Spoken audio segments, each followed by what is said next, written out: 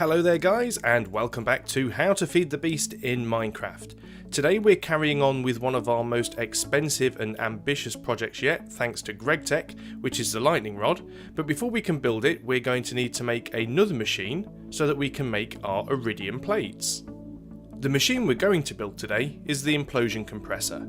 It's a multi-block machine, very similar to the Industrial Blast Furnace and Industrial Grinder, which we built on a previous episode.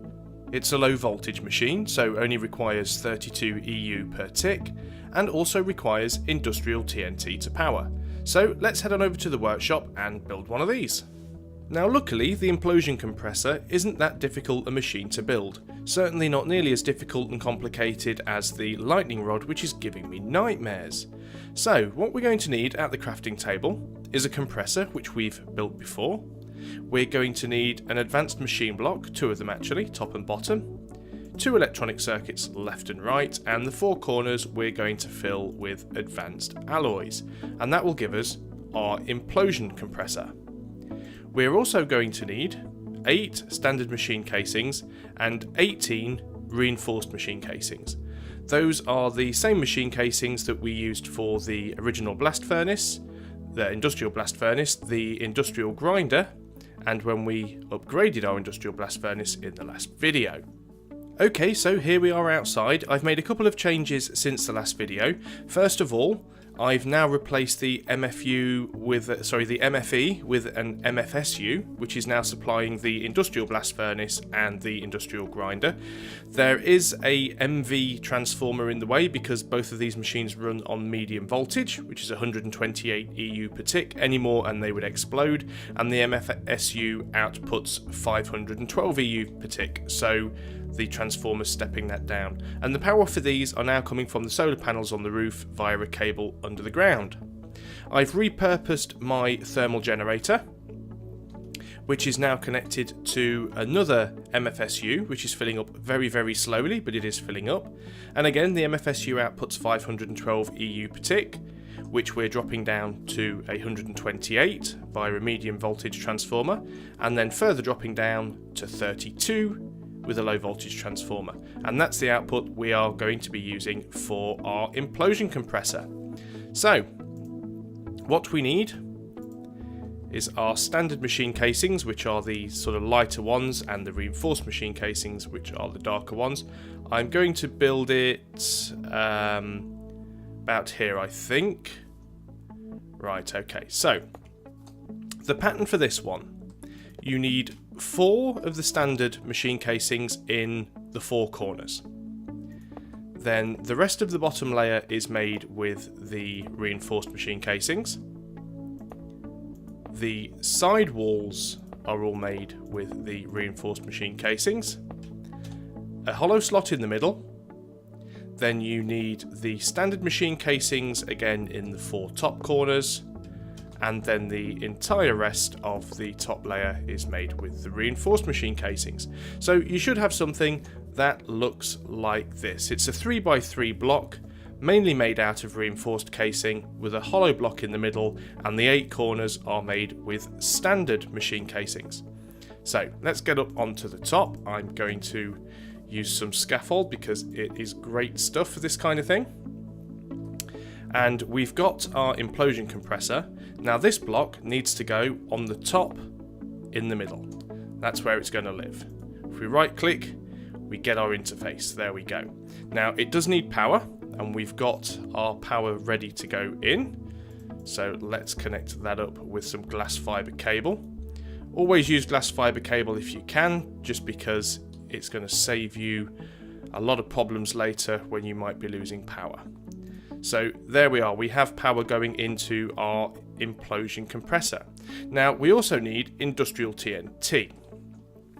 So let's head on back over to the workshop.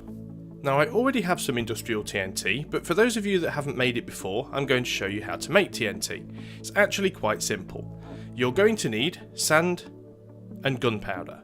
Now gunpowder is probably the most difficult ingredient to acquire. You can get it from killing creepers, and you sometimes find it in chests in abandoned mine shafts. There are a couple of other ways you can get it as well. such as the recipes here in Shapeless Crafting, using saltpeter, sulphur and charcoal dust, which are all things which are mineable. Using a tome of alakest with some gunpowder and redstone, you can increase the yield, but that's not very effective. Using niter, sulphur and coal, you can produce gunpowder. Obviously coal is mineable. Sulphur is a byproduct from the pulverizer and from the induction smelter. And also, the niter is also a byproduct from the pulverizer if you pulverize sand. So that is probably the best way really for you to be able to get the gunpowder, using niter, sulphur and coal, as we already have the infrastructure to make those ingredients. So what you need is sand, top, bottom, left and right. The remaining 5 slots filled with gunpowder will give you TNT. Now what you're going to need is 3 blocks of those, so I need some more sand and gunpowder. Okay, there we go. So we're going to make the same recipe again. Make us 2 more TNT. And then in the crafting table, the 3 TNT across the middle, and then 6 flint, 3 across the bottom and 3 across the top will give you 4 industrial TNT. This pattern also works if you run the TNT down the middle as well. So there we go, we have our industrial TNT. Remember, you can get sand by macerating cobblestone, you can also get gravel by macerating flint, so most of the items are easy to come by. So now we have our industrial TNT, we need to make our iridium bars so that we can make our iridium plates. So the first thing we're going to need is some iridium bars. Now we've already got some iridium ore which we get from mining, and what we need to do is go over to our compressor and pop the iridium ore in there, and that will very slowly turn the iridium ore into iridium ingots. And there we go, takes a little bit of time but we got there in the end. We have 6 iridium ingots now. We only actually need 4, but I can make a couple. So over to the rolling machine, and we want the iridium ingots in the 4 corners. We want advanced alloy, top, bottom, left and right, and then in the middle, diamond dust, which we get from macerating or pulverizing a diamond, and that will give us an iridium alloy ingot. So let's craft one of those. And while we've got power in the machine, let us make a second one. Okay, there we are, we have a couple of iridium alloy ingots to play with. Let's turn the power off and go and play with the Implosion Compressor. So I might leave the scaffold here for the time being. It is possible to reach the compressor from the floor, but it's a little bit tricky, so might as well leave the scaffolding here unless I decide to build some steps later on. So the recipe for this, in the top slot we want 1 of our iridium alloy ingots, and then the bottom slot is going to require 8 industrial TNT.